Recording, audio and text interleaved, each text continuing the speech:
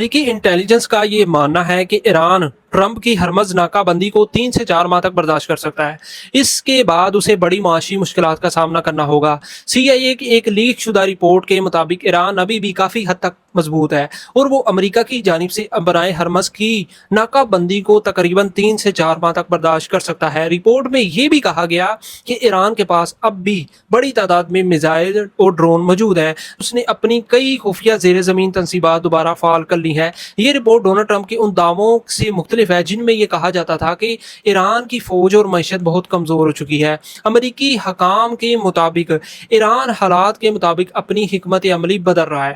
مثال کے طور پر تیل کو سمندر میں ذخیرہ کیا جا رہا ہے، تیل کی پیداوار کم کی جا رہی ہے تاکہ اہم تنصیبات کو اہم جگہوں کو محفوظ رکھا جائے، زمینی راستوں سے تجارت کی جا رہی ہے تاکہ ناکہ بندیوں اور پابندیوں کا اثر کم ہو سکے۔ رپورٹ کے مطابق ایران دباؤ کے باوجود خود کو سنبھالنے اور حالات کے مطابق ڈالنے کی کوشش کر رہا ہے۔